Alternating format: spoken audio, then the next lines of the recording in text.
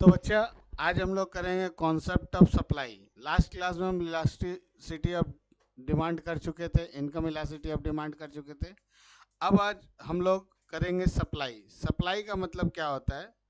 Eight first, concept of supply.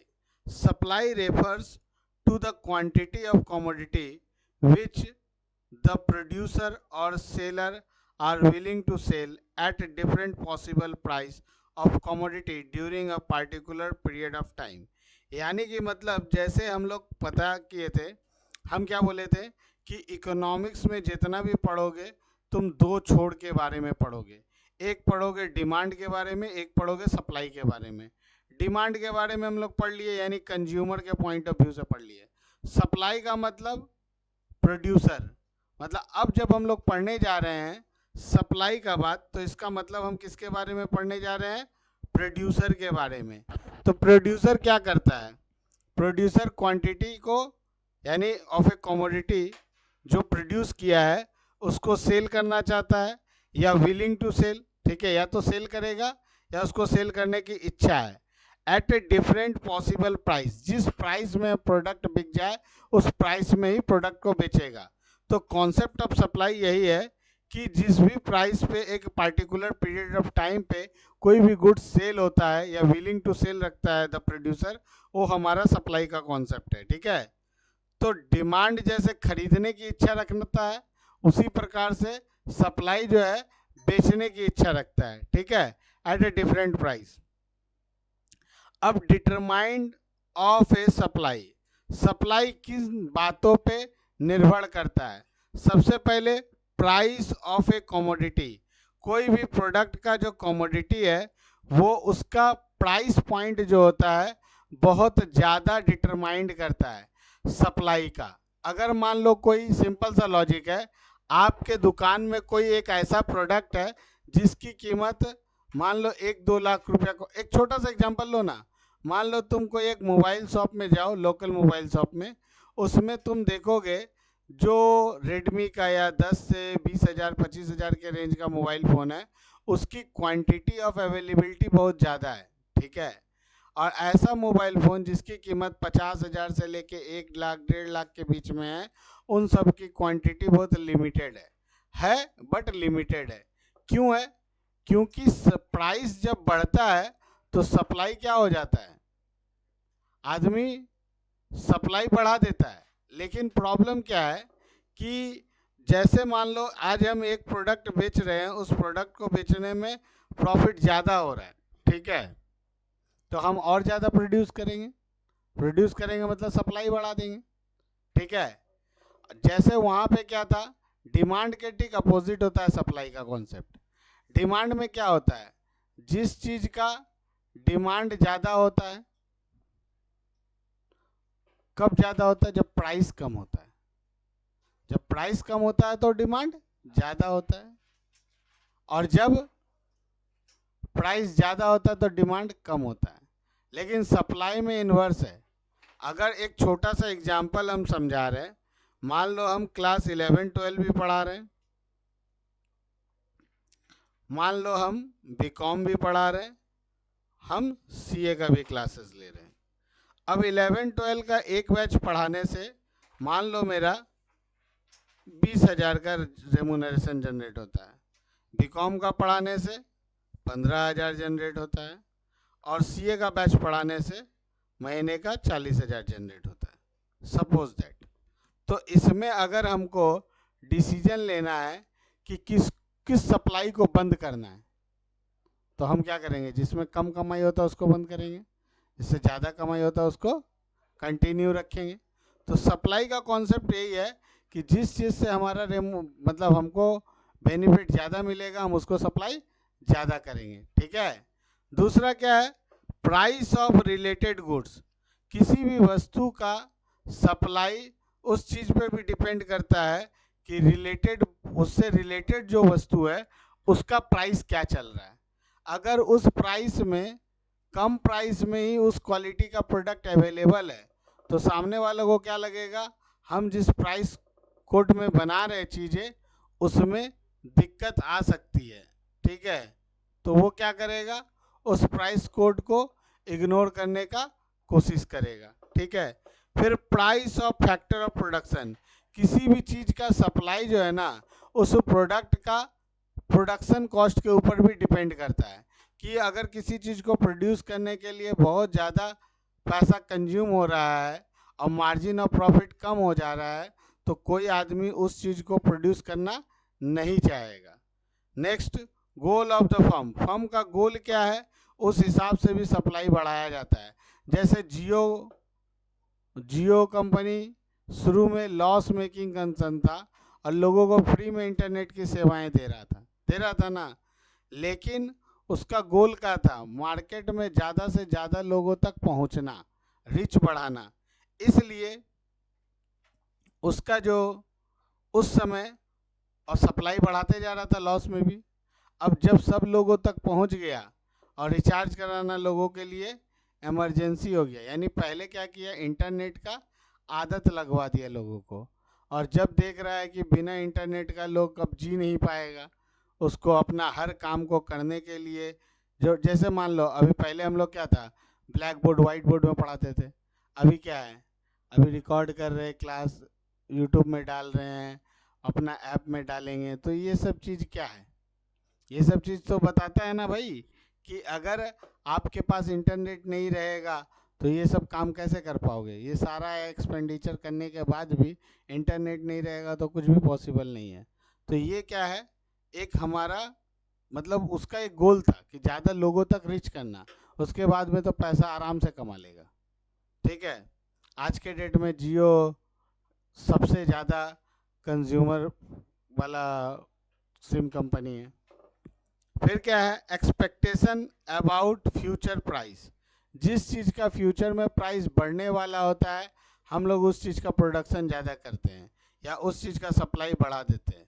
Government की policy के अनुसार भी किसी चीज़ का सप्लाई बढ़ता है या घटता है। जैसे गन्ने का प्रोडक्शन बढ़ गया है, सप्लाई बढ़ गया ड्यू टू इथेनॉल। ठीक है, क्लियर। अब आगे बढ़ते हैं, that is known as law of supply. Law of supply, तो जो लॉ ऑफ सप्लाई है वो क्या है, देखो law of supply just inverse है किसका, लॉ ऑफ सप्लाई किसका इनवर्स है बच्चा, लॉ ऑफ डिमांड का। ठीक है, supply will increase when price is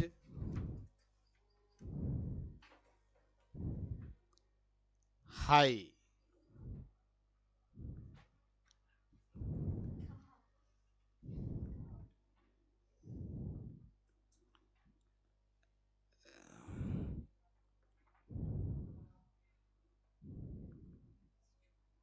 ठीक है, सॉरी गलती हो जा रही है spelling.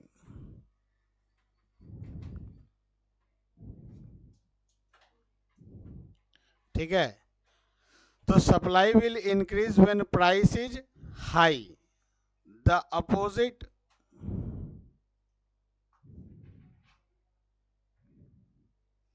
happens when price is low in the market। समझ में आया बच्चा, क्या बोल रहा है, जो प्राइस है अगर वो किसी कमोडिटी का हाई होता है तो सप्लाई बढ़ा दिया जाता है, लेकिन ठीक इसका अपोजिट हो जाता है, अगर किसी चीज़ का प्राइस डाउन हो जाता है तो उसका सप्लाई बंद हो जाता है या उसका सप्लाई रोक देते हैं। इसका एग्जाम्पल समझाते हैं। आईफोन देखते हो, जब कोई नया आता है लेटेस्ट रहता है उसका प्राइस ज़्यादा रहता है ना, तो उसका प्रोडक्शन भी ज़्यादा होता है। फिर धीरे धीरे क्या करता है, नया प्रोडक्ट जैसे उसका प्राइस डाउन होता है तो उसका क्या करता है, प्रोडक्शन बंद कर देता है, और दूसरा नया प्रोडक्ट निकाल देता है। तुम ध्यान दोगे, यही कर करके ये अपना क्या हो ना, क्यूरियोसिटी बचा के रखता है। ठीक है, अब देखो लॉ ऑफ सप्लाई में ग्राफ कैसे बनता है, लॉ ऑफ सप्लाई का।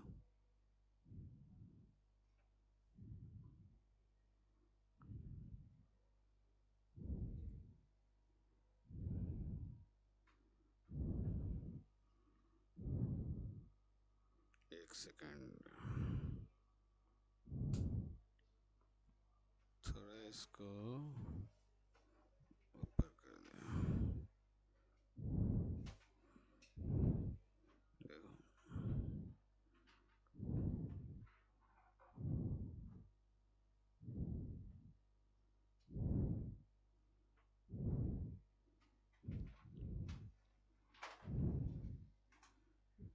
ये हो गया प्राइस,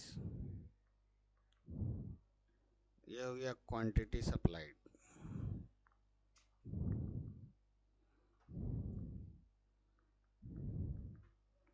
ठीक है, ये हो गया प्राइस, ये हो गया क्वांटिटी सप्लाइड। अब यहाँ पे देखिए ये एक ग्राफ बन रहा है। ठीक है, तो ये हो गया आपका S1, ये हो गया S और S1। इसका मतलब क्या हुआ, ये सिर्फ सप्लाई कर्व है। ठीक है, ये मान लीजिए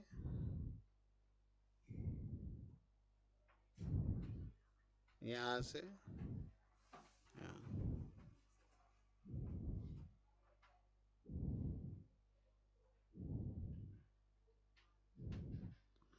तो ये आपका हो गया P1, ये हो गया Q1, ये है P2, ये है Q2।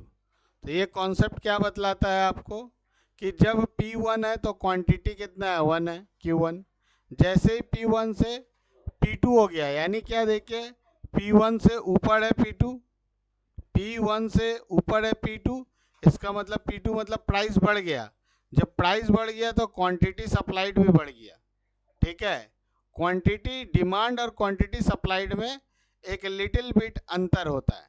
ठीक है, समझ में आ रहा है, क्लियर। अब आगे बढ़ते हैं। इसी प्रकार जैसे लॉ ऑफ सप्लाई है, उसी प्रकार से बच्चा क्या होता है, सप्लाई शेड्यूल भी होता है। क्या होता है, सप्लाई शेड्यूल। तो जैसे सप्लाई, जैसे आप लोग डिमांड शेड्यूल पढ़े हो, उसी प्रकार से सप्लाई शेड्यूल होता है। और ये सप्लाई शेड्यूल भी दो प्रकार का होता है, एक को बोलते हैं इंडिविजुअल सप्लाई शेड्यूल और एक को बोलते हैं मार्केट सप्लाई शेड्यूल। ठीक है, तो सप्लाई शेड्यूल का डिफिनेशन लिखेंगे, supply schedule is A tabular statement showing the various quantity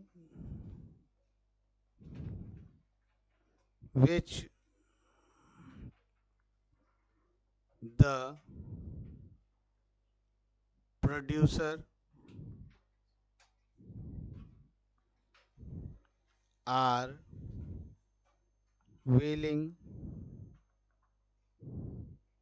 to produce and sell at various price during a given period of time।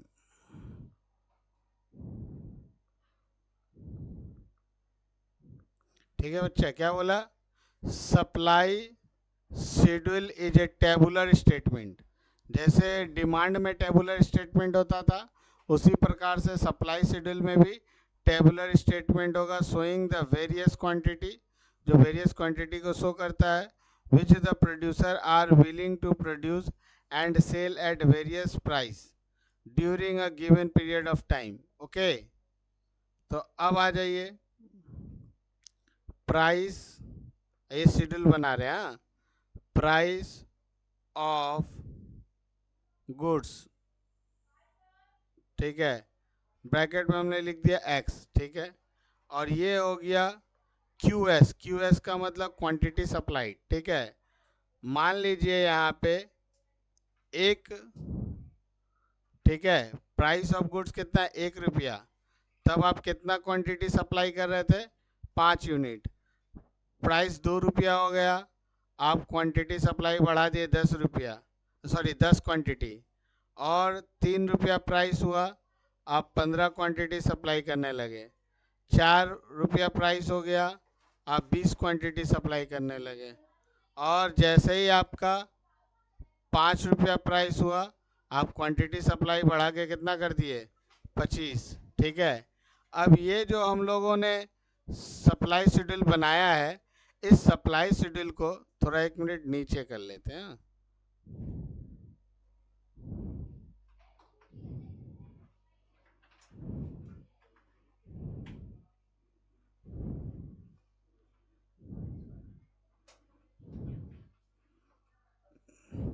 क्योंकि ये जो है हमारा सप्लाई शेड्यूल जो होता है वो 2 प्रकार का होता है। ये जो हम लोग सप्लाई शेड्यूल पढ़ रहे हैं, ये सप्लाई शेड्यूल जो हम लोग पढ़ रहे हैं बच्चा,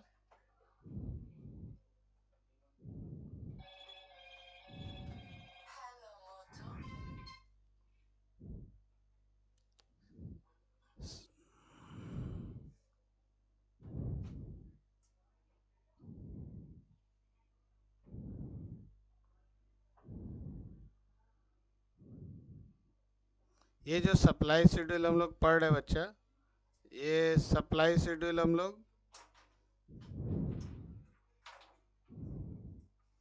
ये जो सप्लाई शेड्यूल हम लोग पढ़ रहे हैं, ये 2 प्रकार का होता है, ठीक है। एक को बोलते हैं इंडिविजुअल, एक को क्या बोलते हैं, individual supply,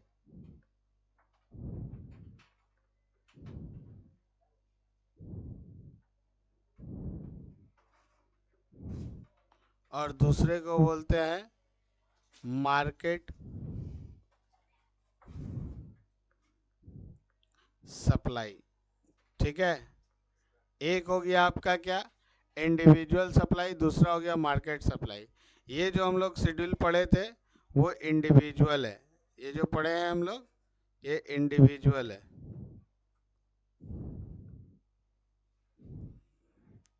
individual supply schedule,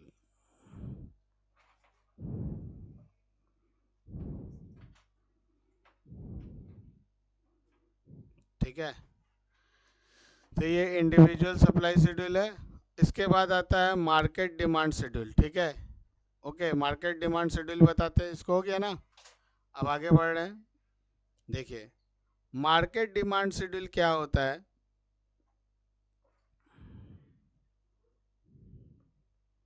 market market supply schedule,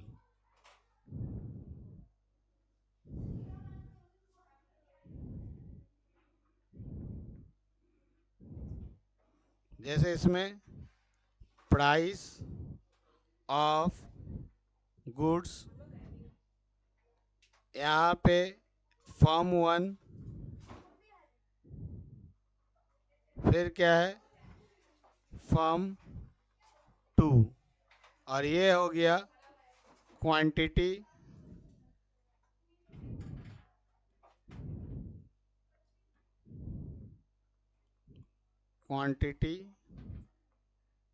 of supply, ठीक है। मान लीजिए 1 रुपया प्राइस है, फॉर्म 1 जो है वो कितना देता है क्वांटिटी, 5 क्वांटिटी, फॉर्म 2 कितना देता है, 10 क्वांटिटी। अब प्राइस 2 रुपया हो गया, फॉर्म 1 दे रहा है 10, फॉर्म 2 दे रहा है 15, फॉर्म 3 दे रहा है 15, फॉर्म 1 दे रहा है 15, तो फॉर्म 2 कितना दे रहा है 20, मतलब फॉर्म 2 का कैपेसिटी थोड़ा ज़्यादा है 5 क्वांटिटी। ठीक है, जैसे ये 4 रुपये का रेट हुआ, ये 20 क्वांटिटी में गया तो ये 25 क्वांटिटी में चला गया। अब ये 5 हुआ तो ये 25 हुआ तो ये 30 क्वांटिटी चला गया। अब यहाँ पे टोटल क्वांटिटी सप्लाई देखो तो कितना है 5 + 10 = 15, 10 + 15 = 25, 15 + 20 = 35, 20 + 25 = 45 और 25 + 30 = 65। ये सॉरी 25, एक सेकेंड, 45 55 होगा।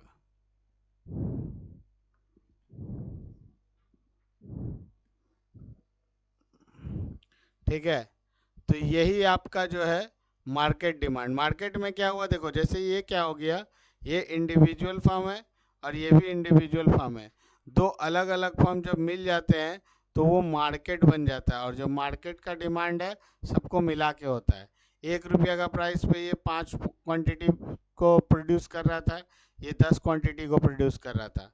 2 रुपया का रेट हुआ तो ये 10 किया तो ये 15 किया, ऐसे करके करके अपना कैपेसिटी के अनुसार बढ़ाने लगा। अब ये है फॉर्म 1, ये है फॉर्म 2, यानी कि मार्केट में दो ही डिमांड, दो ही तो प्रोड्यूसर है, ये मान के हम चल रहे हैं फ्यूचर में। लेकिन जब सम्स करोगे तो हो सकता है वो ज़्यादा भी हो। ठीक है, इसके बाद आता है बच्चा एक सप्लाई कर्व। ठीक है, तो सप्लाई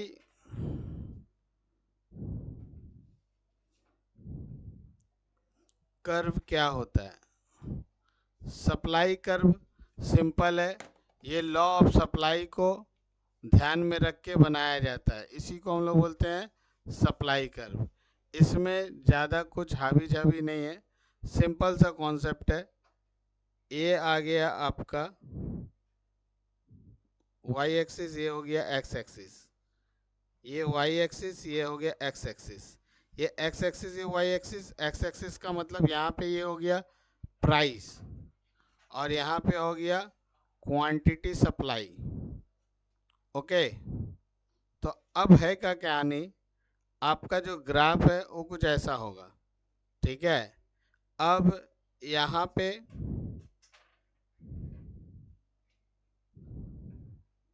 ऐसा ग्राफ बनेगा, ऐसा ग्राफ बनेगा,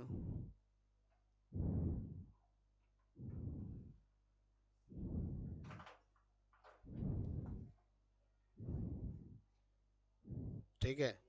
तो ये क्या हुआ P1, ये हो गया Q1, P2, Q2, Q3, Q4, P3, P4।